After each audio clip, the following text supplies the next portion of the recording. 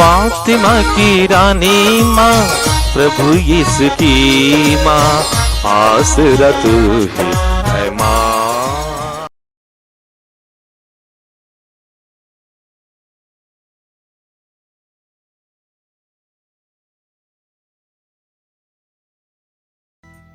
पहला पाठ प्रज्ञा ग्रंथ, अध्याय 2, पद संख्याएं 1 और 12 से 22 तक। हम उससे घिनौनी मृत्यु का दंड दिलाएं। विधर्मी कुतर्क करते हुए आपस में कहते थे, हम धर्मात्मा के लिए फंदा लगाएं, क्योंकि वह हमें परेशान करता और हमारे आचरण का विरोध करता है। वह हमें संहिता भंग करने के कारण फटकारता है और हम पर हमारी परंपराओं को त्याग देने का अभियोग लगाता है। वह समझता है कि वह ईश्वर को जानता है और अपने को ईश्वर का पुत्र कहता है। वह हमारे विचारों के लिए जीवित चुनौती है। उसे देखने मात्र से हमें अरुचि होती है। उसका आचरण दूसरों जैसा नहीं और उसके मार्ग भिन्न हैं। वह हमें खोटा और अपवित्र समझकर हमारे संपर्क से दूर रहता है। वह धर्मियों की अंत गति को सौभाग्यशाली बताता और सेखी मारता है कि ईश्वर उसका पिता है। हम यह देखें कि उसका दावा कहाँ तक सच है। हम यह पता लगाएं कि अंत में उसका क्या होगा। यदि वह धर्मात्मा ईश्वर का पुत्र है, तो ईश्वर उसकी सहायता करेगा और उसे उसके विरोधियों के हाथ से छुड़ाएगा। हम अपमान और अत्याचार से उसकी परीक्षा लें, जिससे हम उसकी विनम्रता जान जाएं और उसका धैर्य परख सकें। हम उससे घिनौनी मृत्यु का दंड दिलाएं, क्योंकि उसका दावा है कि वह सुरक्षित ही रहेगा। वे ऐसा सोचते थे, किंतु यह उनकी भूल थी। उनकी दुष्टता ने उन्हें अंधा बना दिया था। वे ईश्वर के रहस्य नहीं जानते थे।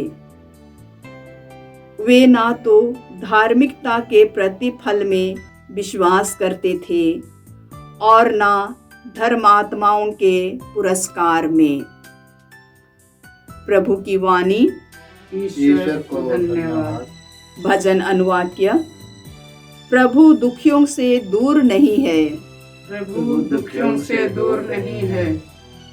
प्रभु कुकर्मियों से मुंह फेर लेता और पृथ्वी पर से उनकी स्मृति मिटा देता है। धर्मी प्रभु की दुहाई देते हैं, वह उनकी सुनता और हर प्रकार की विपत्ति से उनकी रक्षा करता है। अनुवाक्य। प्रभु दुखियों से दूर नहीं है। प्रभु दुखियों से दूर नहीं है। प्रभु दुखियों से दूर नहीं है। जिनका मन टूट गया, वह उन्हें संभालता है। धर्मी विपत्तियों से घिरा रहता है, किंतु उन सबों से प्रभु उसे छुड़ाता है। अनुवाक्य। प्रभु दुखियों से दूर नहीं है। प्रभु दुखियों से दूर नहीं है। प्रभु उसकी हड्डी की रक्षा करता है, उसकी एक भी हड्डी नहीं रौंदी जाएगी। प्रभु अपने सेवकों की आत्मा को छुड़ाता है। जो प्रभु की शरण में जाता है, वह कभी नष्ट नहीं होगा। अनुवाक्य, प्रभु दुखियों से दूर नहीं है। प्रभु दुखियों से दूर नहीं है। जय घोष। मनुष्य रोटी से ही नहीं जीता है, वह ईश्वर के मुख से निकलने वाले हर एक शब्द से जीता है।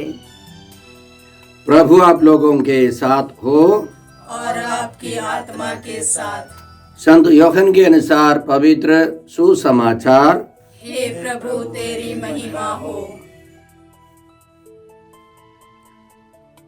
अध्याय 7 और संख्याएं 1 से 2, 10 और फिर 25 से 30 तक। उस समय यीशु गलीलिया में भी घूमते थे। वह यहूदिया में घूमना नहीं चाहते थे, क्योंकि यहूदी उन्हें मार डालने की ताक में रहते थे। यहूदियों का शिविर पर्व निकट था। जब यीशु के भाई पर्व के लिए जा चुके थे, तो वह भी प्रकट रूप में नहीं, बल्कि जैसे गुप्त रूप में पर्व के लिए चल पड़े। कुछ यरूशलेम निवासी यह कहने लगे, क्या यह वही नहीं है जिसे हमारे नेता मार डालने की ताक में रहते हैं? देखो तो, यह प्रकट रूप से बोल रहा है और वे इससे कुछ नहीं कहते। क्या उन्होंने सचमुच मान लिया कि यह मसीह है? फिर भी हम जानते हैं कि यह कहाँ का है, परंतु जब मसीह प्रकट हो जाएंगे तो किसी को यह पता भी नहीं चलेगा कि वह कहाँ के हैं। यीशु ने मंदिर में शिक्षा देते हुए पुकार कर कहा, तुम लोग मुझे भी जानते हो और यह भी जानते हो कि मैं कहाँ का हूँ। मैं अपनी ही इच्छा से नहीं आया हूँ। जिसने मुझे भेजा है वह सच्चा है। तुम लोग उसे नहीं जानते, मैं उसे जानता हूँ, क्योंकि मैं उसके यहाँ से आया हूँ और उसी ने मुझे भेजा है। इस पर वे उन्हें गिरफ्तार करना चाहते थे, किंतु किसी ने उन पर हाथ नहीं डाला, क्योंकि अब तक उनका समय नहीं आया था। प्रभु का सुसमाचार। हे क्रिस्त तेरी स्तुति हो। जय यीशु क्रिस्त में प्रिय भाई और बहनों, आज का पहला पाठ प्रज्ञा ग्रंथ से है। अध्याय 2 और संख्याएं 1 और 2 और फिर 12 से। इस पाठ को समझने के पहले हमको कुछ बातें मन में रखनी है। सबसे पहले संत अगस्तीन की बात है। उनका कहना है, नए व्यवस्थान में पुराना व्यवस्थान छिपा हुआ है और पुराना व्यवस्थान नए व्यवस्थान में पूरा हो गया है। इसलिए जो विधर्मी या अधर्मी जो कहते हैं धर्मी के बारे में, वह यीशु के बारे में है। इसके अलावा बाइबल के आधार पर हमको समझना है, 3 तरह के लोग हैं। एक जड़ के मनुष्य, जैसे छोटे बच्चे हैं, उनको भूख लगी, वे हल्ला करने लगेंगे, रोने लगेंगे, चिल्लाएंगे, चीखेंगे। उनको गुस्सा लगा, मारपीट करने लगेंगे। उनके मन में जो कुछ आता है वही चाहिए। और बड़ा होने पर भी कोई कोई ऐसा है। उदाहरण के लिए यीशु के टाइम के हेरोद महान, वो बहुत बड़े इंजीनियर था, लेकिन उसने अपनी माँ को, अपने जीजा को, अपनी पत्नी को, 1-2 बेटों को मरवा डाला था। वह यीशु को भी ईर्ष्या के कारण मार डालना चाहता था। वह जड़ का मनुष्य है। दूसरे प्रकार का व्यक्ति है प्राकृत मनुष्य, प्रकृति का है, पढ़ा लिखा होगा लेकिन आत्मा के बारे में कुछ नहीं जानता है। ऐसे लोग भी धर्मी को नहीं पहचानेंगे। और तीसरे प्रकार के लोग हैं धार्मिक मनुष्य, आध्यात्मिक मनुष्य, जो पवित्र आत्मा से संचालित हैं। वे सब बातों की परख करते हैं। संत पौलुस कुरिन्थियों के नाम पत्र में हमें इसी तरह सिखाते हैं। प्राकृतिक मनुष्य आत्मा की बात नहीं समझते। 3 तरह के लोग हैं और इसमें भी कोई कोई जड़ का और प्राकृतिक मनुष्य दोनों गुणों से संयुक्त मनुष्य होंगे। वे और खतरनाक होते हैं। जैसे यीशु के समय के फरीसी लोग या कैफस, अन्नस, वे सब प्राकृतिक मनुष्य थे, जड़ के मनुष्य थे। उनके शरीर की वासनाओं की पूर्ति, आयश आराम, संपत्ति, ये सब उनका लक्ष्य था। इन बातों को हम मन में रखते हुए पढ़ेंगे तो आज का पाठ हमारी समझ में आएगा। हमने सुना विधर्मी कुतर्क करते हुए आपस में यह कहते थे, हम धर्मात्मा के लिए फंदा लगाए क्योंकि वह हमें परेशान करता और हमारे आचरण का विरोध करता है। वह हमें संहिता भंग करने के कारण फटकारता है और हम पर हमारी शिक्षा को त्यागने का अभियोग लगाता है। वह समझता है कि वह ईश्वर को जानता है और अपने को प्रभु का पुत्र कहता है। वह हमारे विचारों के लिए एक जीवित चुनौती है। उसे देखने मात्र से हमें अरुचि होती है। देखिए, ये सब यीशु में पूरे हो गए हैं। प्रभु यीशु ने दावा किया कि मैं ईश्वर का पुत्र हूँ, मैं स्वर्ग से आया हूँ। मूसा की संहिता के अलावा उसके ऊपर उठकर और परिष्कृत नियम देते हुए यीशु ने कहा, तुम लोगों ने सुना है कि कहा गया है, मूसा के नियम में कहा गया है, हत्या मत करो। जो हत्या करता है वह कचहरी में दंड के योग्य ठहराया जाएगा। लेकिन यीशु कहते हैं, परंतु मैं तुमसे कहता हूँ, जो अपने भाई पर क्रोध करता है वह कचहरी में दंड के योग्य ठहराया जाएगा। यदि वह अपने भाई से कहे, रे मूर्ख, तो वह महासभा में दंड के योग्य ठहराया जाएगा। और यदि वह कहे, रे नास्तिक, तो वह नरक की आग के योग्य ठहराया जाएगा।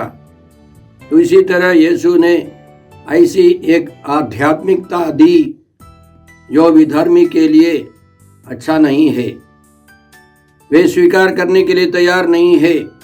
उनकी स्वार्थता, इस दुनिया में सीमित जीवन, वही उनका लक्ष्य है।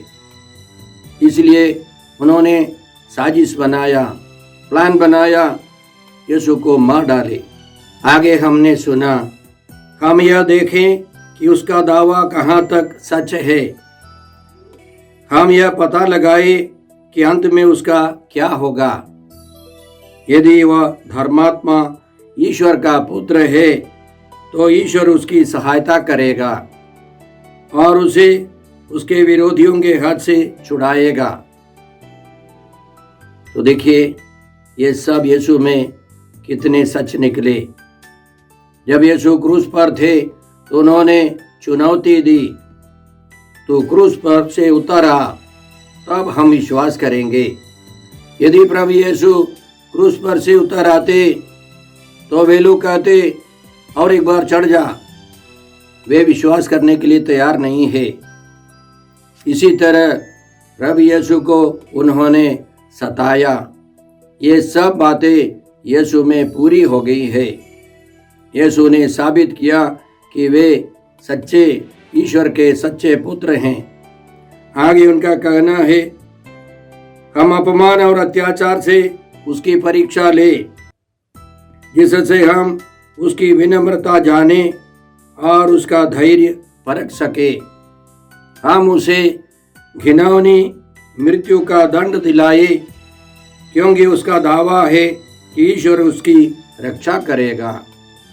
इसलिए यीशु को सबसे दर्दनाक, सबसे शर्मनाक मृत्यु स्वीकार करनी पड़ी। हम लोग पढ़ते हैं गलातियों के नाम पत्र में, यीशु हमारे लिए शापित बने, और इस तरह उन्होंने हमको संहिता के अभिशाप से मुक्त किया, क्योंकि लिखा है, जो काठ पर लटकाया जाता है वह शापित है। सबसे शापित मृत्यु उन्होंने यीशु को दी, और वे कुकर्मियों में मारे गए। कुकर्मियों के बीच में उनको क्रूस पर चढ़ाए गए, और एक नई कब्र में उनको रखा गया। क्यों नई कब्र में?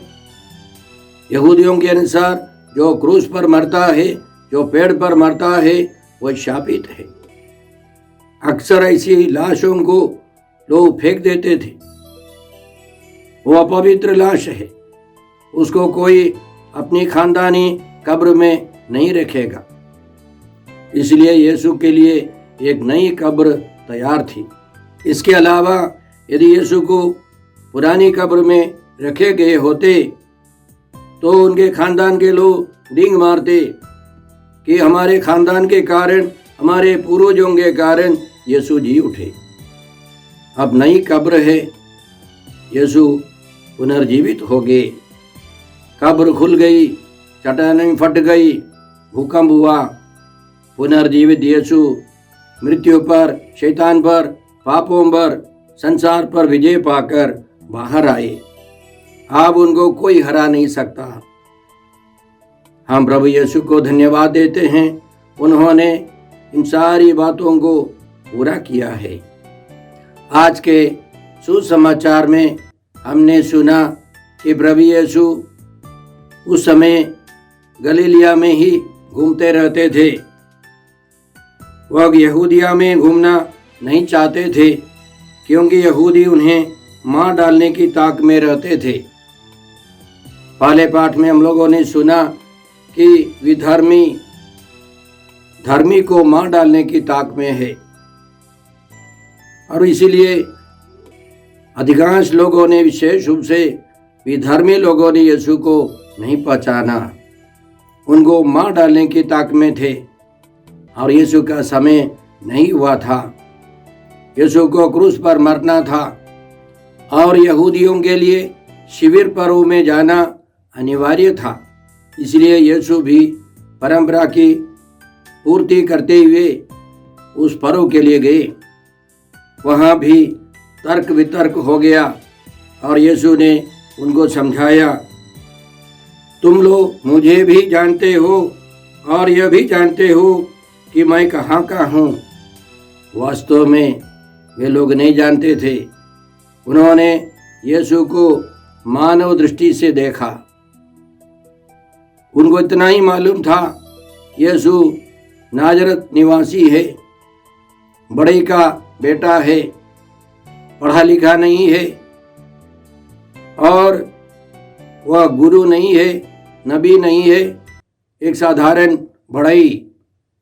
लेकिन यीशु सच्चे ईश्वर के सच्चे पुत्र मनुष्य बनकर के आए। उन्होंने उनको नहीं पहचाना। यीशु ने आगे कहा, जिसने मुझे भेजा है वह सच्चा है, तुम लोग उसे नहीं जानते। कोई भी ईश्वर को ठीक से नहीं जानता है। संत यूहन्ना के सुसमाचार अध्याय 1 पद संख्या 18 में हम लोग इस प्रकार पढ़ते हैं, किसी ने कभी ईश्वर को नहीं देखा, पिता की गोद में रहने वाले इकलौते ईश्वर ने उसे प्रकट किया है।